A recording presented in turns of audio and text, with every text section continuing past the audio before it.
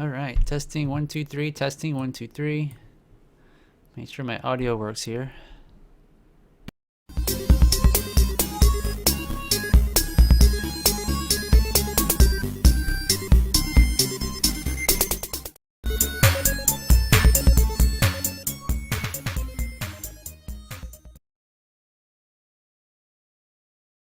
All right, testing 1 2 3, testing 1 2 3. Make sure my audio works here.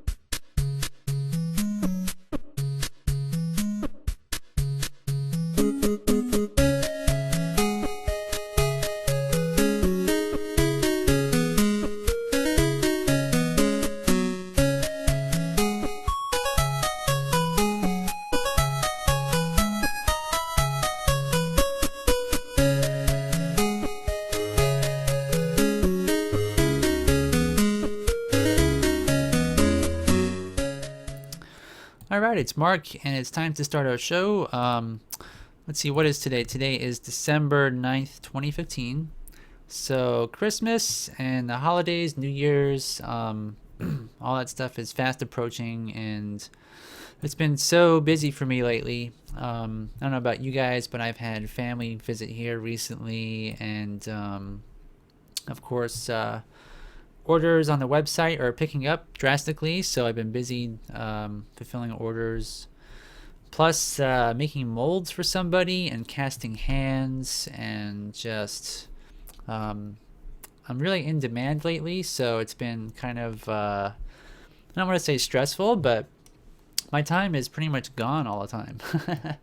It just doesn't exist. But anyways, tonight's show we had a monthly challenge, and let me see. Let's see, December. Okay, so for you guys that don't know, we're gonna end this challenge on the 16th. So you guys don't have much longer, and only Clay Mara submitted a film so far. And let's see here. So Sean Bloom has already voted. But I don't know if we can count your vote, Sean, because not everybody has probably submitted their films yet. So it would have to be a fair vote. But I appreciate that. And so Sean actually said on the front page that he's been taking care of some health issues. So hopefully he's okay. And hopefully he gets better soon. So I just wanted to kind of mention that on our show. And anyway, so I don't know, tonight's show, I don't really have a lot to talk about. I've just been so busy, so I haven't had a huge chance to sit down in front of the computer and seek out a lot of stop motion stuff like I usually do. So I did find this one video that somebody posted, and it's the Amazing World of Gumball, and it's a stop motion interstitial, it says. And it was commissioned by the Cartoon Network Latin America, and the directors were Roy Ambriz and Arturo Vano Ambriz, or Ambriz, I'm not sure. And creative development by Yeka Garcia, Roberto Petiches, and production design by Roy Ambriz. So Roy is pretty much doing a lot of work on this, obviously. But a lot of people are involved, and I thought it was kind of cool. So let's watch it. Let me make sure the volume's up first. All right, let's go. All right. Is this gonna work? Yeah. The tinfoil reflects our brainwaves into each other's heads. So when we go to sleep, we'll share our dreams. And we can stop me from kissing Penny, and everything will be fine. Well, that makes irrational sense. But why are we wearing these capes? 'Cause they're awesome. Now take my hand to drink your warm milk.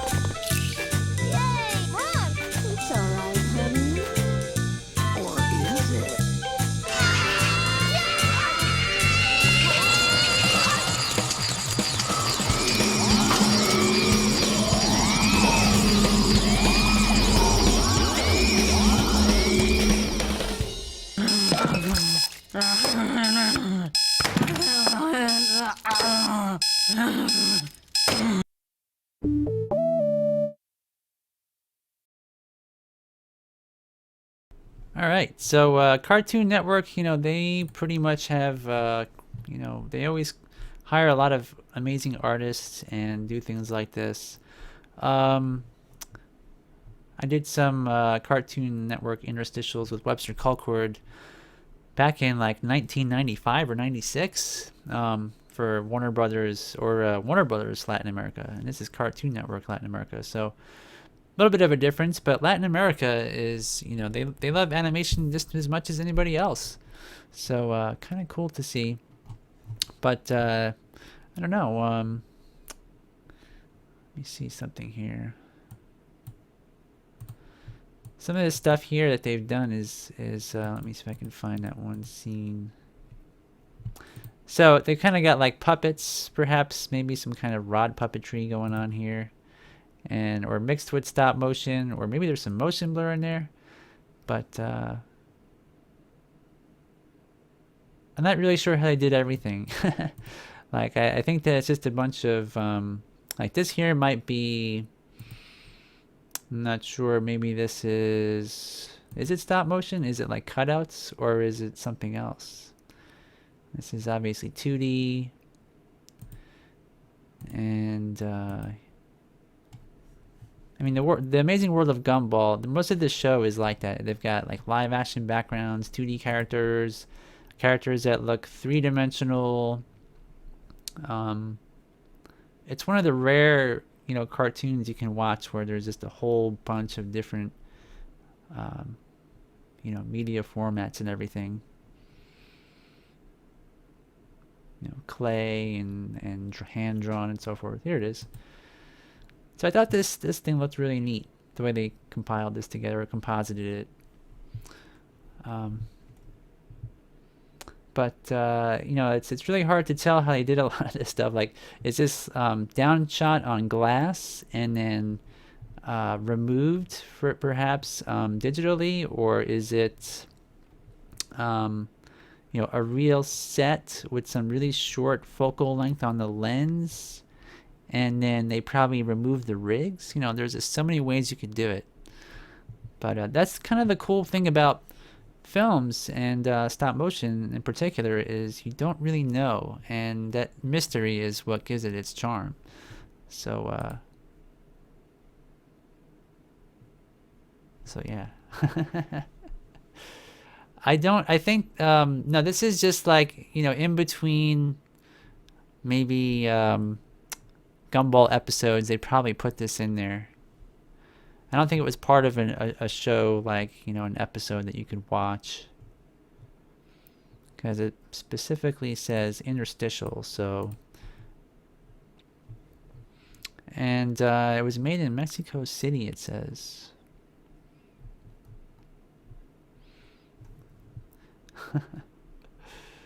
So Ron Cole says, I've been in demand too. I'm tripping over myself to get stuff done. Yeah, it's that time of year. I don't know what it is about, you know, Christmas and Thanksgiving and New Year's. It's just the busiest time ever, at least in America. Maybe if you live in South Africa or someplace, it's kind of business as usual. But at least here, everybody's either buying presents or saving money, or, you know, trying to get as much money as they can to buy presents. But yeah, I don't understand that. It's so bizarre. Why is that? Why is our culture like that? So Ron says, might be composited stop motion similar to the Vine ads I worked on. Yeah, it's definitely a composite, but how they actually animated those characters on, you know, there, because it's cardboard, like little cardboard cutouts. How they did that? It could be laying down. It could be, you know, wires behind there. Yeah, interstitial. Yep. And Ron says, you might want to look at the website for the studio I freelanced out of these days, called Big Object. So you're freelancing. Okay. So does that mean you're actually going to this place, or are you Big Object?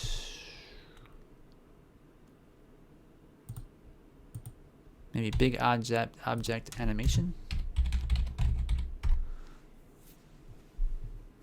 Bigobjectstudio.com. Oh, Brooklyn based. Okay. Dun, dun, dun, dun. Oh, okay. I think I recall being on this webpage in the past. Lowe's window washer.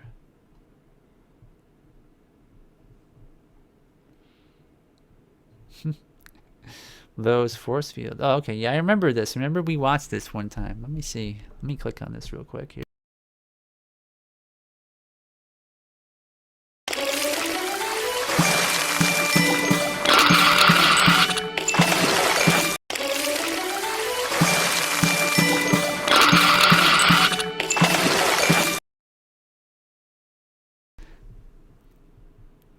And Ron says, I go there sometimes.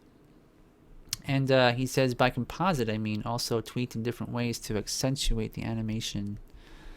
Yeah. This is really neat. So, Ron, did you you cast these in maybe rubber, or are they hard plastic or something like that? Because they look like their arms has some flex to them.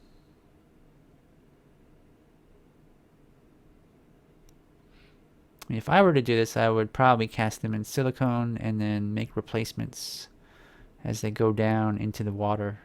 That's what I would do.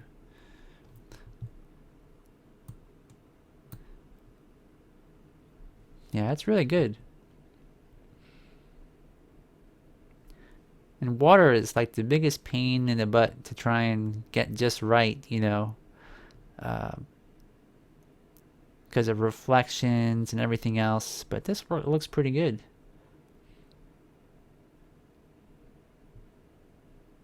Actually, to me, it looks like it was something poured in there because I can see like a slight rim around the edge. almost like a silicone was the surface itself. The silicone is kind of shiny, right?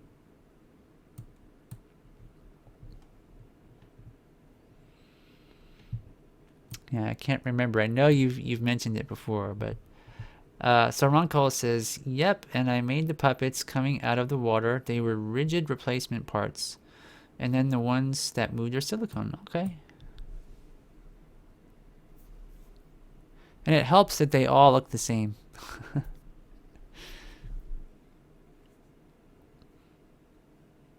It would have been kind of funny though if you had like one really giant woman in there. Or one really, you know, super skinny one or something like that. So big object. They're Brooklyn based. Let's see. Founded by David Bell and Joseph Scarpula. David Bell. Where have I heard him before?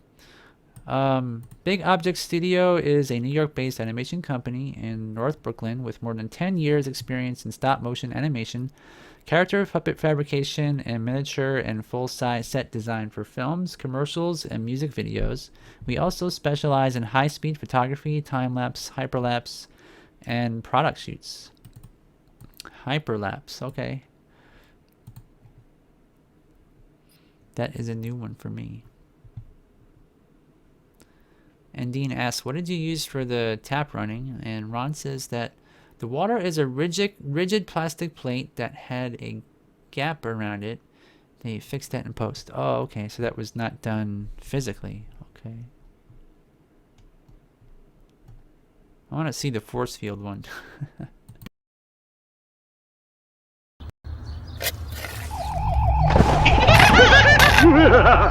Oh.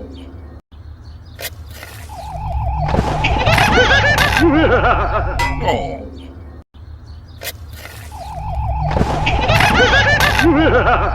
Oh.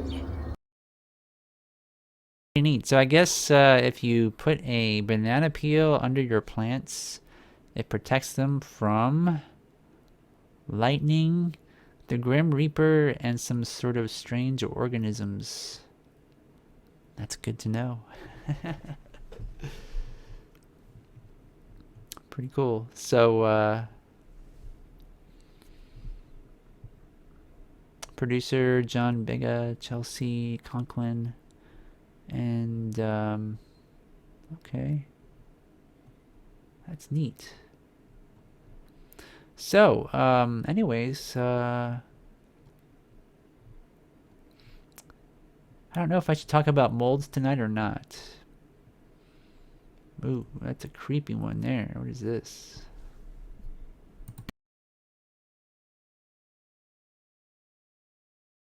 Clicked it, but it didn't do anything. All right.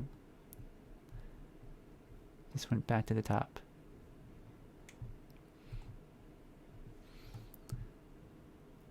Yeah.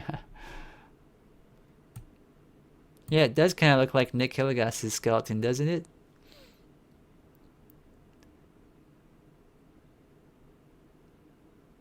And Ron says, I said it looked like Nick H made it at the time.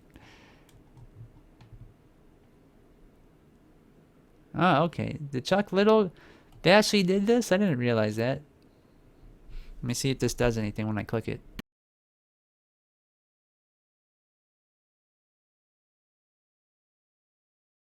Oh, okay, so this was the studio, huh? Alright, let's watch this. This is awesome, actually. I've seen this.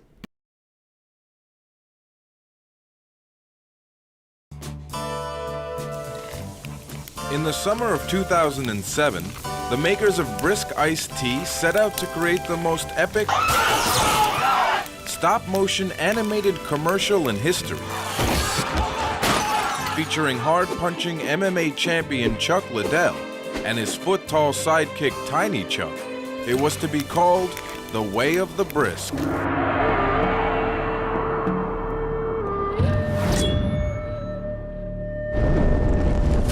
It was the story of one man's quest to find perfect balance between the bold power and delicious zen that we all have inside of us. It would have made history. The Way of the Brisk was going to be the ultimate karate flick, with meaning. It would have been awesome. But it wasn't awesome. And all because the idiot puppeteer who created Tiny Chuck attached the puppet's powerful fists before inserting his little brain. Hey, we almost ready to roll on this? Yeah, I'll be ready to go in like 2 minutes.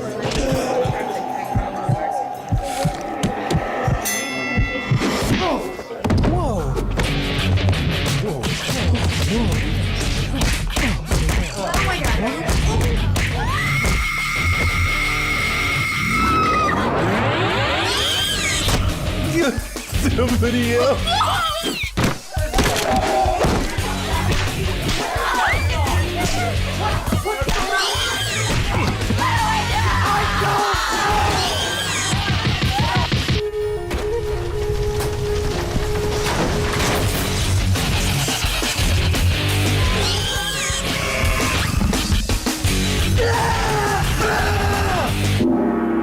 Tiny Chuck only stopped attacking me because he got bored.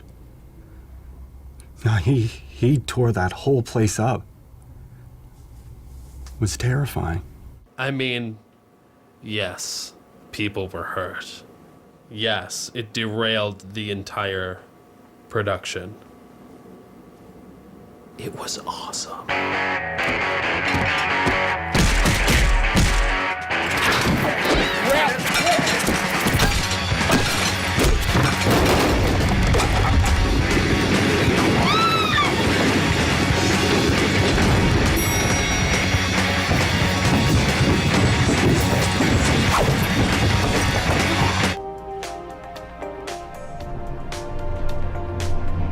Hi.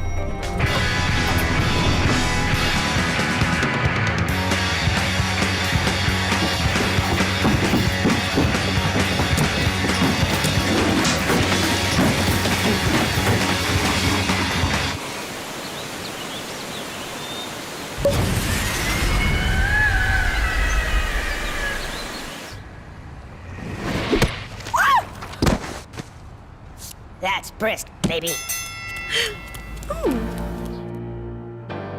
I want people to understand. I'm not the puppet, and the puppet's not me. Everywhere I go, I've been taking heat for that little dude. Tiny Chuck is still on the loose and still wreaking havoc.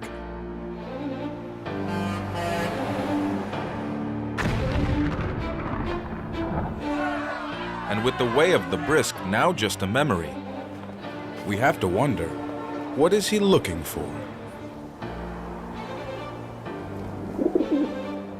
What can I say? Life is strange. You know, it's, Well, what was I saying? Whoa. Did you hear that? What was that?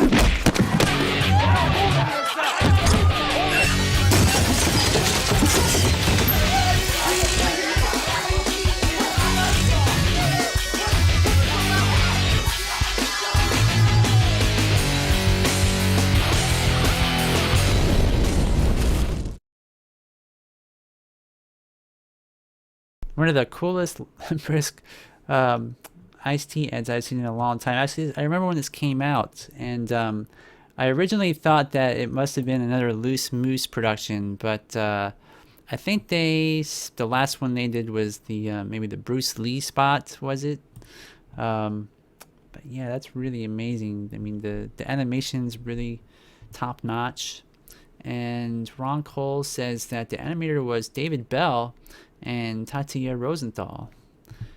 Wow, yeah, it's really amazing. So, Ron, didn't you work on that? I remember you saying like you either built the puppet or who was it that did that? Wasn't it you? I'm guessing here, but I kind of recall that. And Clayton says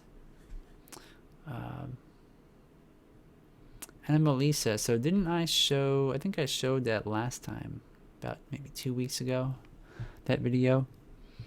Let me see. Let me do this.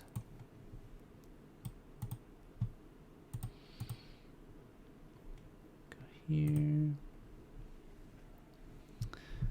And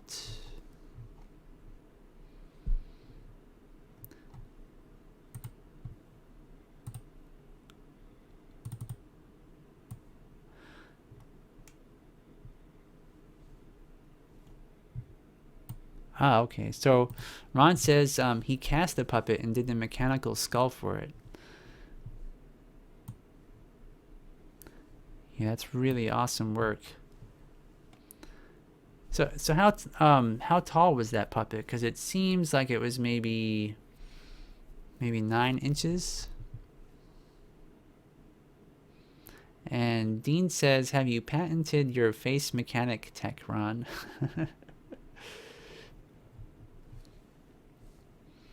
So Clayton is saying, did we ever talk about Anamalisa? And I believe I talked about this about 2 weeks ago.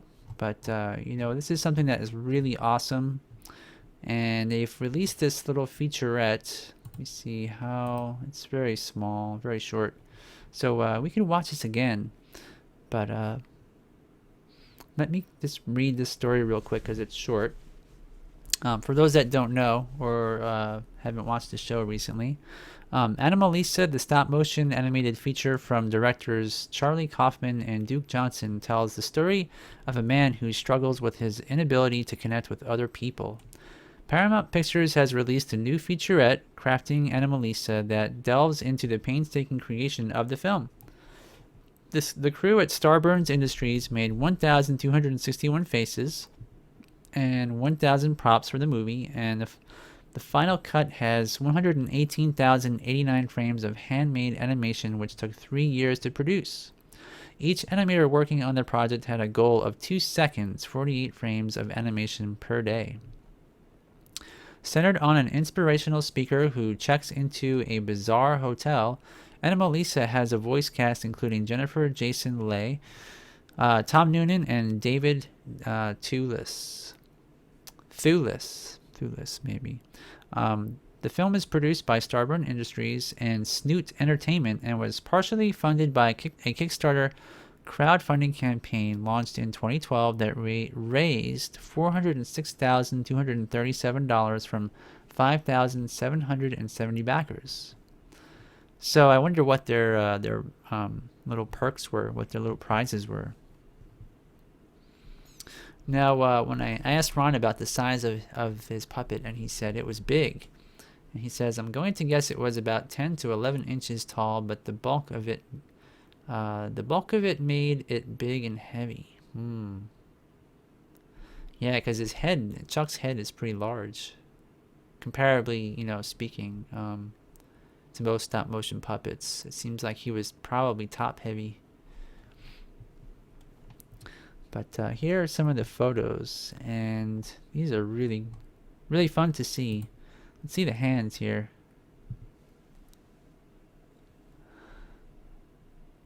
So it's almost like these hands were completely constructed from wire. They didn't have like a block of wood in there or plastic or anything. That's an intensive thing to make and to get right.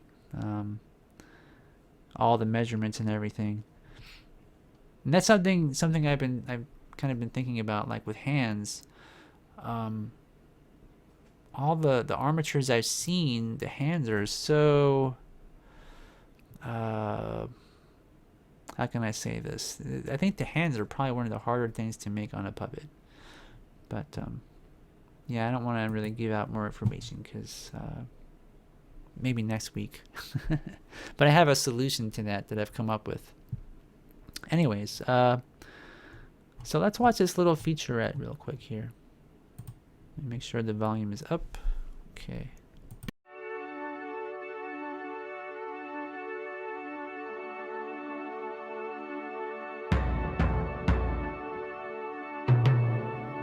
This was a very challenging film to make. I wanted it to be emotional and small and realistic. I thought that would be an interesting stop-motion animated movie. Everything is so small and detailed and beautiful.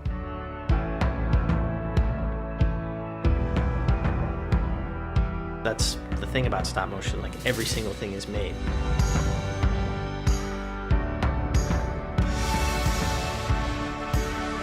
Each animator had a goal of 2 seconds of animation, which is 48 individual frames of animation per day.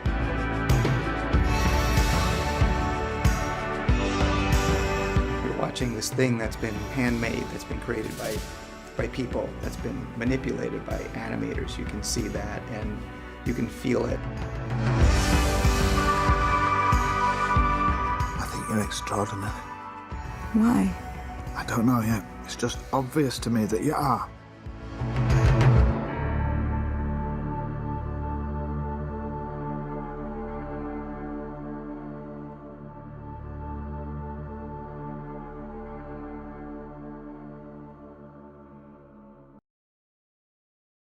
So there you have it. And so again, that's really a neat looking project, and all these pictures on here. It's interesting that they've a lot of people use stop motion, different styles, and like the Chuck Liddell puppet from Lipton. All the characters are kind of wacky and cartoony, and then you have this company, Starburns, who have opted for something more realistic. I don't know what this is here. This is somebody's head. Looks like they're using like a wood burner or something, maybe for a reason. I don't know if that's wax on there or what, but interesting. I guess they're applying hair or something there. But the realistic look, is not really used as much in stop motion, because it's kind of like when you do something in stop motion, you're not trying to always emulate real life. Usually you're trying to make it like a creature, monster like Ray Harryhausen, or if there's something realistic, it's like in King Kong, where the girl is in Fay Ray is in King Kong's hand or something. But it's mostly just a side thing. Or like the Tauntaun, has Luke or Han Solo running on the Tauntaun in Empire Strikes Back. The real character is almost the side sort of piece. It's always the monster or the creature that has the front and center, or the cartoon character. But to use a realistic style and to try and emulate real life with stop motion puppets is, it's a tricky thing to do that. I would think for audiences to, most people would say, why don't you just use live actors, but there's still, you can still, get the same amount of emotions, and you can put characters in situations that, live actors might not easily get into. Like, it looks like here, this guy's riding a golf cart or something, and he's falling down a hole. Not really sure what that's about. And now I mentioned the perks, and Dean says he's getting some signed storyboards eventually. And Ron, with regards to his facial mechanisms for his puppets, he says he can't patent the controls because they change every time I do them. They're basically the same kind of cable controls used for live action animatronic puppets like E.T. Yeah, I guess you couldn't really patent that. Speaking of patents, I don't know if you guys are friends with Don Carlson, the creator of Puppet Putty, but he's been trying to figure out how to patent his Puppet Putty clay, and found out that he can't because he's been selling it for over a year or something like that. I think that there's like some crazy law, like if you sell something for a year period or longer, or 2 years or something like that, you can't patent your invention, which is weird. But and I said, well, how do you go to, say, a company like Van Aken, the manufacturer of clay, and have them manufacture your clay if you can't give them the formula? How do you protect yourself as well as getting your thing out there? And I told him, I said, well, if you just write up a simple contract at the least, you could probably reap huge benefits by having a large company produce your Puppet Putty. But he's too afraid to let out that secret formula, and I can't blame him. But I don't know what how you would go about that. So there are things like, I think perhaps like Ron Cole's facial mechanisms. If you tried to patent those, that would be pretty difficult. Especially since it's like a known technology. It's basically, bicycle, cables and wire and fishing line. You can use a whole bunch of stuff for that. And everybody, uses that in animatronics. So,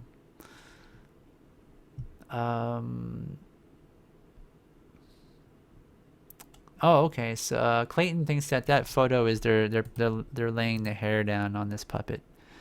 Yeah, I think so too. But I just wonder what this glob is on the top.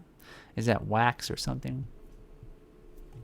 My phone is making sounds there. And Ron Cole says Tatia Rosenthal's 999 was very much like that, and I think it inspired this film. Yeah, that's true. And it was, but the character had like angel wings and stuff, so it really made use of stop motion in that regard. So I think this film probably has, something along those lines too, because that's why you would, use puppets to sort of get around. Like maybe there's a dream sequence or something. I mean, there's got to be.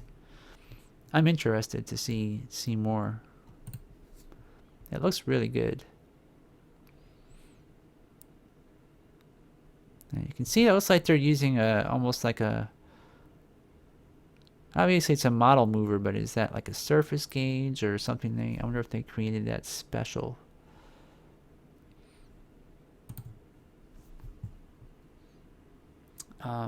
Jason says he should change the formula 0.0001% and patent it. That's a good idea. Yeah, I should tell him that. And Ken is asking, is that Anamalisa? Yeah, it is. Yep. Still, you know, this film won't be out. When does it come out? When's the actual date? Or do they have? Let me see here. Everywhere in January. In select theaters, December 30th. Everywhere in January. So it's probably, I don't know when in January, but I guess maybe every state is different. And I'm also guessing this comes out in the United States first. Oh, there's something I wanted to show you guys also. There's a brand new, let me see. Let's see if I can find it. I did see this. This is kind of cool.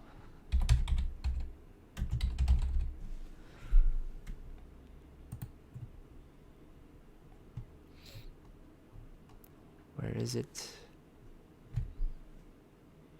Yeah, Facebook is such a weird thing. It doesn't always load. Like, for example,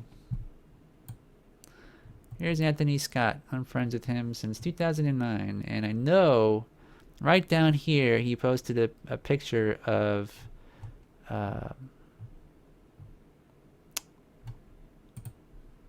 pretty sure it was him. Now look at this. What is that? What is that, Facebook? Alright, I can't show you guys.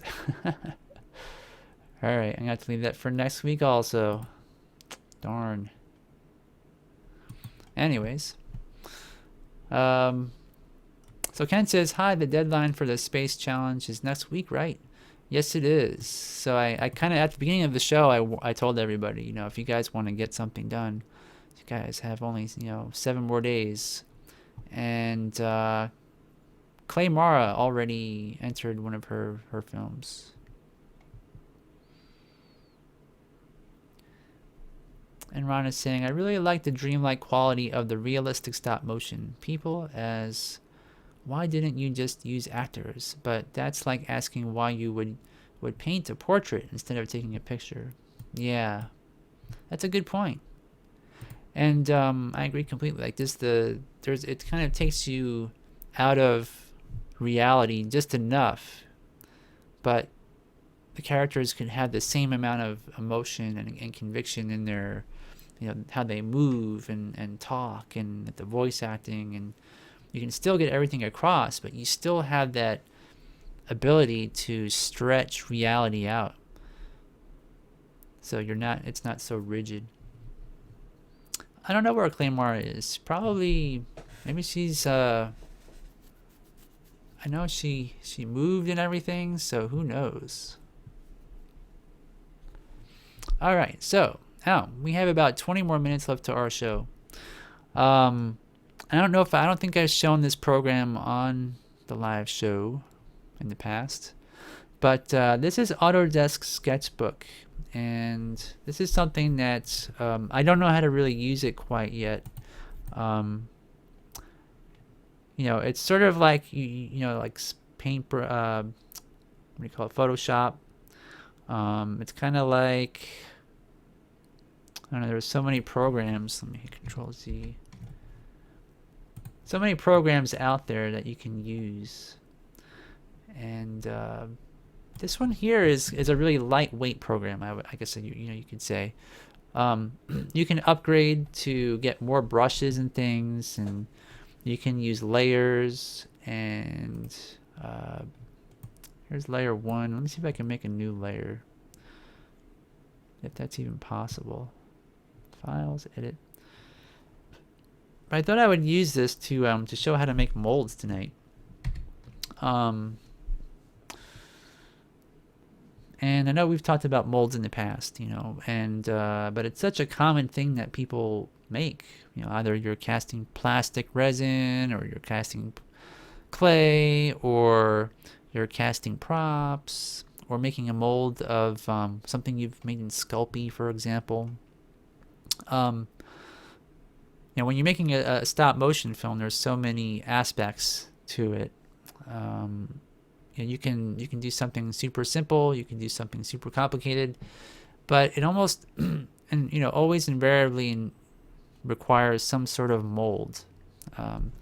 Especially with clay puppets, because clay puppets, as you sculpt them, tend to deteriorate and get dirt on them, and you know, become off model, which means that basically when you animate a clay puppet, you might have a mouth, you know, pair of eyes, you know, whatever it is, and your mouth is here, and you might start out with a mouth that's you know, 1 inch wide, and then you sculpt it and sculpt it and sculpt it, and you end up with something that, you know, looks like this.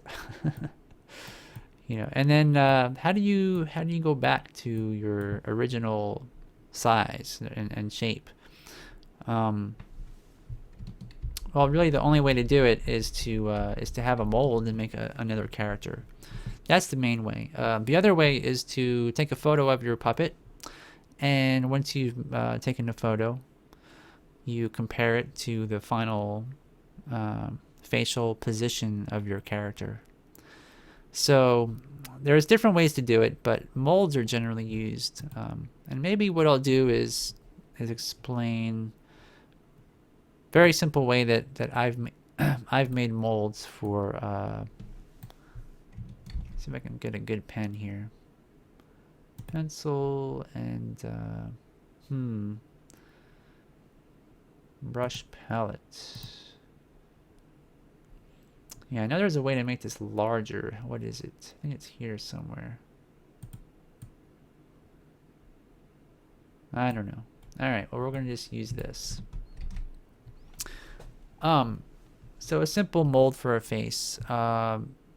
You had to consider what material you want to use, and maybe I'll talk about, because I talked about silicone in the past, but maybe I'll talk about using mold builder latex to make molds. And this is a material that's super cheap.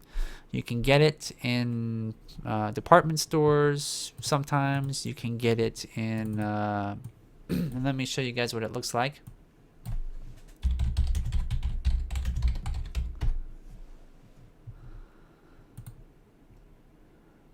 All right. So this is Mold Builder, Casting Craft Latex. So what exactly? Oops, sorry. What am I doing here? Here we go. So what is this stuff? It's essentially it's a liquid latex rubber, and it has ammonia in there, and yeah, it says here, repeated eye contact may cause blindness. Contact may cause permanent eye damage, you know. So I don't suggest you put it in your eyeballs and make a mold that way. That would be bad.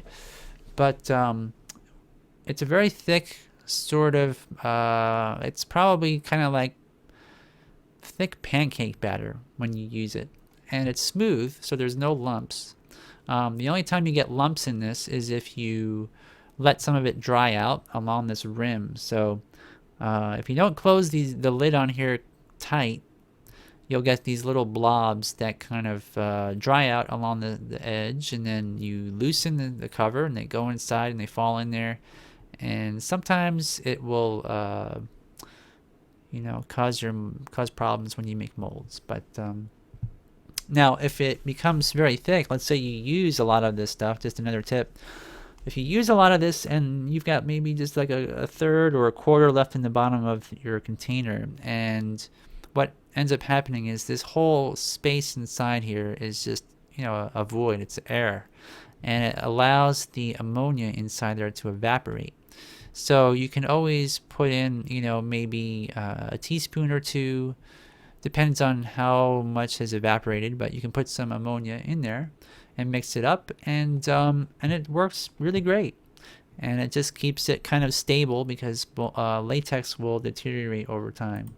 But you can use this to make molds of almost anything. And yeah, it's brush on, so it's stiff enough to where if you have a part, let's say you have an upright face of some sort, and I'm not very good with using a mouse and drawing stuff, but if you had some kind of weird character like a Frankenstein, you know, and you know, you have like a very tall head like this, you could actually paint it on the outside, and it would stick. It would stick really well. It won't drip. So you can do that. Or you can, let's see here, background, here we go. Okay, so if you have a prop or something, let's just say you have, I don't know what's really common, I don't know, let's say a gun or something, you know. Most younger filmmakers have guns in their films, right? So we have the butt, and we have the handle here, and let's just say this wraps around, and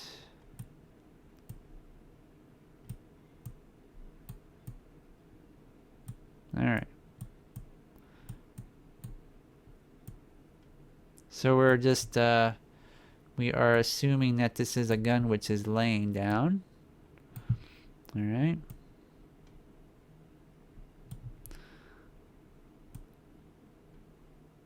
Okay. So if you're going to use brush on latex, you can make it in a 2-part mold. Ron says, oh my God, I was thinking gun. Yeah, isn't that weird? See, you're psychic and you don't even know it. But here's our gun, and see, if I had Photoshop, I can make another layer. I'm not sure how to do it in this program. But the first thing you want to do is you want to figure out if you need to make a 2-part mold. Maybe you can get away with a 1-part mold on here somehow. And that would be very difficult with anything with some, you know, intricate parts where you have undercuts or anything like that. You want to take your little prop, and you want to put a little dashed line around the whole middle of the gun using a marker, permanent marker or something like that. And this is really simple stuff, but you know, if you haven't done it before, it can be a bit tricky trying to get just right.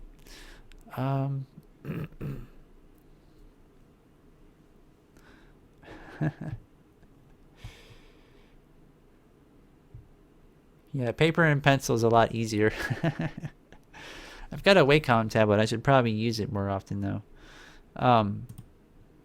Alright, so now, let me see, what does this do here? So I gotta learn this program because I'm not really sure how to use it yet, but I know there's a way to like right click on here, and there's a way to like change the brush.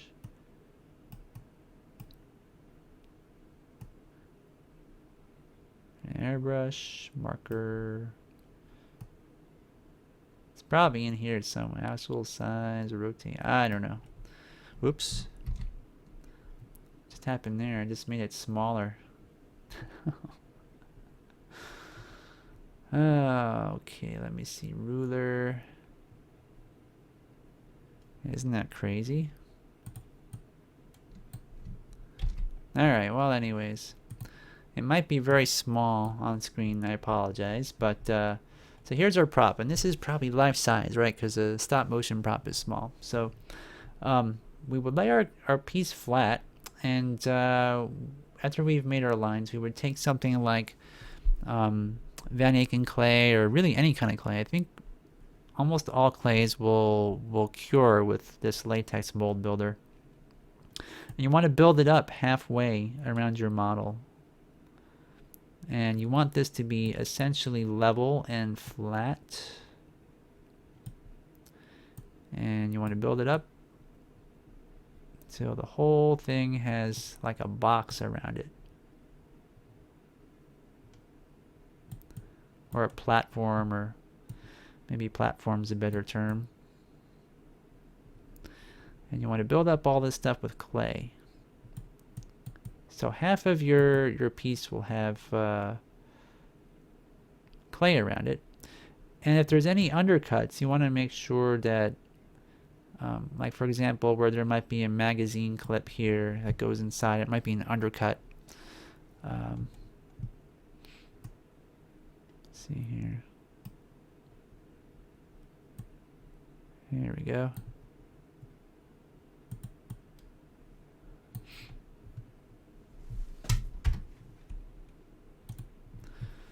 That's how you do it. So you fill up all this space, and then you could do one of two things. You could either build up little round domes here. Oop. See if I can do this.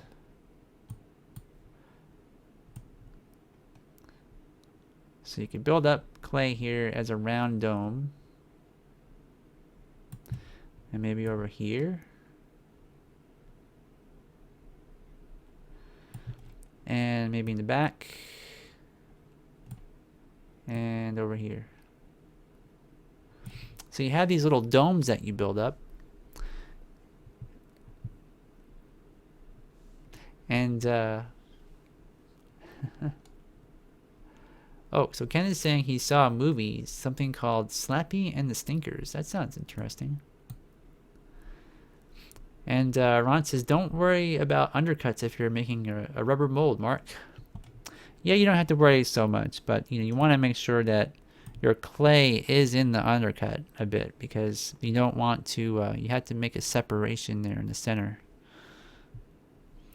So once you've got these little domes, you can actually press the clay in as well if you wanted to in the step to make the opposite pattern. So you can have little holes pressed in with like a round tool, maybe something like a one of your plastic eyeballs, small ones, like maybe 5/16 inch or so.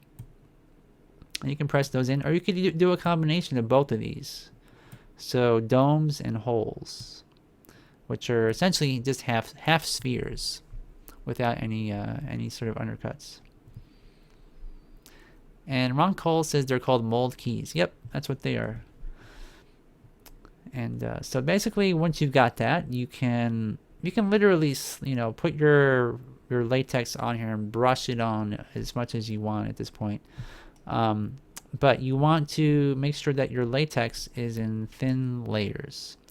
And the reason why is because if you were to just blob on a ton of latex at this point, I'll make it green. So we just make a giant mound of latex on the top here, really thick. And it's like, an inch thick or something like that.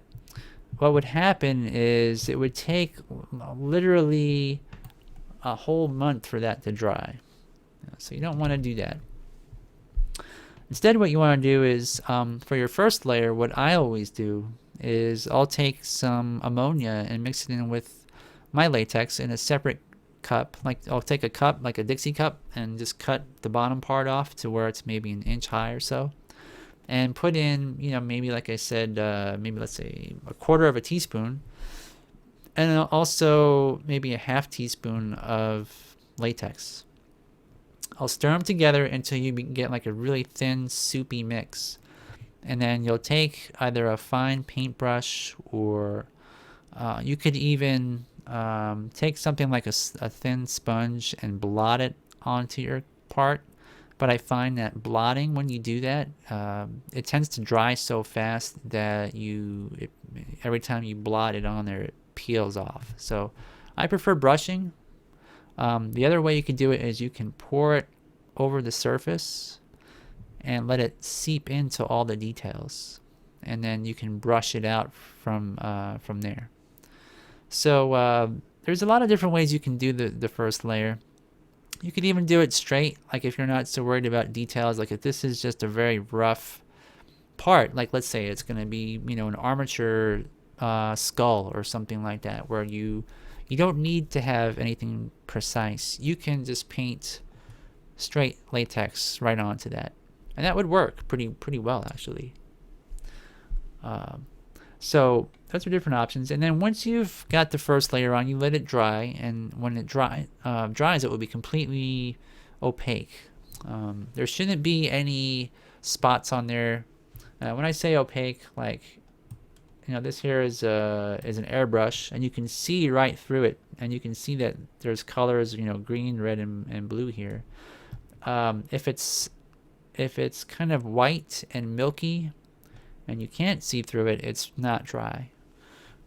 You also don't want to take your fingers and test it by like touching it a lot, especially the first layer. You don't want to go, oh, is it dry? You know, you want to touch the surface off to the side, so that you don't ruin that first layer. The first layer is like the most crucial layer of your mold. So once you do that, you want to put you know, several layers of latex over your mold, and it will always be opaque. Each layer will be opaque, but once you get it up to let's say the third or fourth layer, you won't be able to really see through it very well, and that's when you want to use a filler material. And you could use something like you can use sawdust. So if you, let's say you have a woodworking project, and then let's say it's a bandsaw. You know, bandsaws are notorious for collecting sawdust inside them. You can brush that sawdust out and mix it in with your latex, and that will bulk up your latex, and you'll get, you know, twice as much thickness out of it as if you were to just, you know, put straight latex on there. And it will dry faster as well, because the wood inside tends to absorb the moisture a bit and from the latex and cure it. So that's one thing you can do. And once you've got, let's say, you know, 8 to 10 nice size layers, you know, the thin layers first, and then your layers with your filler material. Then you want to put on a layer of plaster, and you can use plaster of Paris. You can use you know, any kind of stone material. You can even use, like, if you really wanted to, you can use concrete. That's kind of like, you know, that would be very crude, but you can do it. You can use something like paper mache in some cases. Anything, even fiberglass, which I don't really recommend because it's so toxic, but anything to make a hard shell on top of that would be just really just fine. And then when you reverse it, and when you take off your latex, you don't want to just pull the latex off of the surface. You want to turn it upside down, and you want to remove all that clay. So, you know, we can just literally remove all the clay. Let's see here, erase, you know. And this would be something like what you would have left if you turned it over and reversed this, you know. You'd have a piece of latex over your prop, and you'd have your keys, your little domes, or your, you know, concave or convex half sphere shapes here. And let me see if I can just do this real quick. All right, so you'd have, you know, your shapes here. So you'd have this, and you'd also have your latex. Right, so you'd have your latex along the outside edge. And then you'd have your hard shell, which you would make out of, like I said, you can use fiberglass, you can use plaster of Paris, paper mache. And that will be on the opposite side. Then you want to repeat the same step, but if you were to put latex on top of this, there's a good chance that the latex might stick to itself on this side, right? So you want to just coat the entire thing with any sort of like Vaseline would work. I imagine even something like, Pam cooking spray might work. I've never tried it, but any sort of material that could separate the two halves, you should use. So you have your mold release, and then you repeat the same steps, basically the same thing. You would put your one layer of thin latex over the whole thing, which you thin down a little bit, and do it until it's completely solid. And then you add your filler material, make it nice, and then you would add on top of that your plaster of Paris, and that would make a shell, and you could clamp those two parts together. Then from there, you could just simply drill or cut a hole into your piece. Let's say somewhere that's you won't really notice it so much. Maybe where your puppet's hand will cover the handle of the gun. So you can simply cut a hole, and then drill a hole right through the shell. Put a little paper funnel there, and then fill in your material. And you can make it move around, like a rotational type mold. Slosh it around inside there, or you can fill it up solid. If you get air bubbles, you might want to experiment and see if you do, and then you could of course do more complicated mold making techniques, like you can have little ways for the air to escape. It just depends on the prop you're making. Some props you don't need that, but it's always important to think completely ahead what you're going to do with your mold before you start. So maybe we could probably talk about more complicated techniques next week, perhaps. Okay. So you guys were talking about what I call the jeweler's cut. Yeah, that's a more complicated technique. That's something that I did. I made 6 hand molds recently out of silicone for somebody life-sized, and cut them all out using that technique.